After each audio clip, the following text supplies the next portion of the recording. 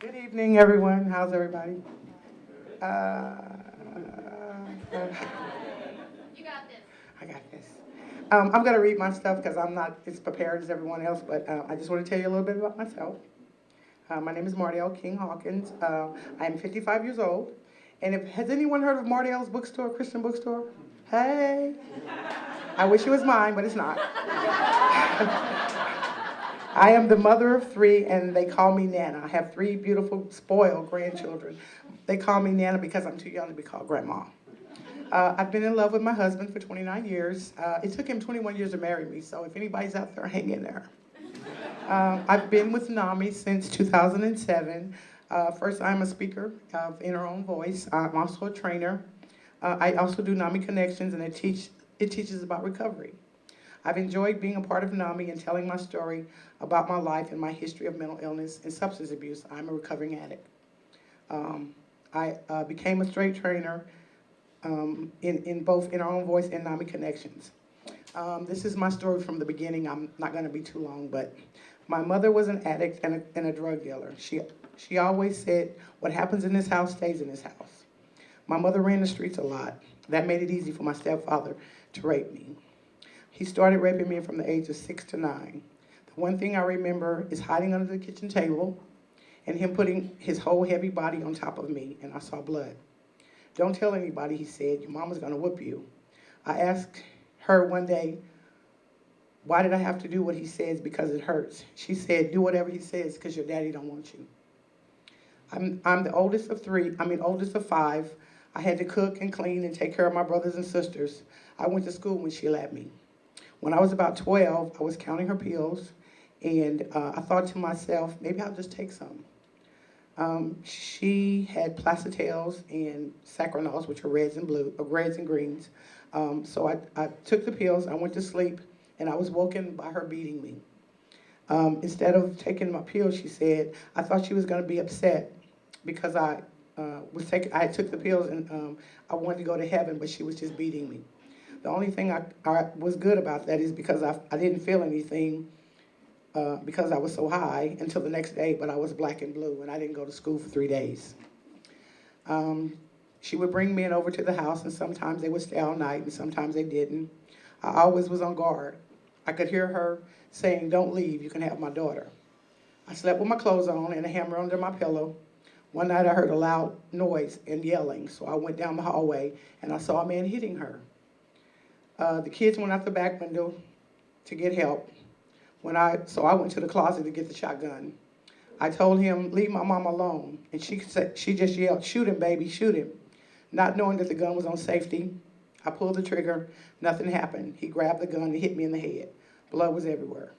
At that time, the police knocked on the door. And they said he was going to shoot the police through the door. But my mama told him, "Don't, baby. I'll just tell him everything's okay. Just let him in." We had a fight. So she opened the door and grabbed the policeman and pushed him in. She left me lying on the floor, but the police came in and saved me. I finally had enough, and I left. I cried because I was leaving my brothers and my sisters behind. I regretted that every day. Instead of being happy, I felt afraid and scared all the time. I covered my windows in the house, and I felt sad. I even thought about killing myself again. I didn't know why I felt that way, and I found a group at the Red Rock Mental Health Services called Adults Who Were Sexually Abused as Children. I didn't know that still haunted me. I began to lose weight. My hair fell out. I was sad all the time. I talked to a therapist about my mother and what had happened to me, and I told him I'm going to hell because I hate her. And I asked him, why do people run over me? Why do people take advantage of me? Why do people just do me wrong? And he said, you can love her, but you don't have to like her or her ways, or people do what they do to you because you let them. I let them? Wow, that was life-changing. So I got diagnosed with severe depression disorder, severe anxiety disorder, panic attacks, and PTSD. I thought that was why I was acting and feeling the way I was. I was so relieved to be diagnosed. It had a name. I could call it something now instead of calling myself crazy. I went to a lot of therapies. I had counseling. I saw a psychiatrist, and I also have a sponsor because I'm in recovery. If I don't stay in recovery, then I can't have anything. Is my time up? Oh, okay. This is where this was good for a while. Sometimes, it was good for a while. Then my husband went to prison. He wasn't my husband at the time. I felt lost and alone again. I started using. My son was born cocaine addicted, and they took my kids away.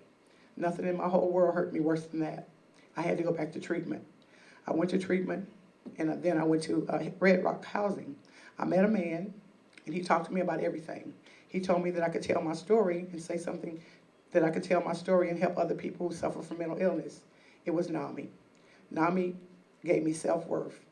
It helped me to be a better person than I was. NAMI gave me hope, and that I could make a difference in my life and show that this debilitating, crippling disorder was not the end of the world.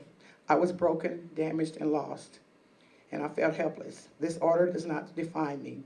NAMI gave me strength, courage, and pride that I never existed before.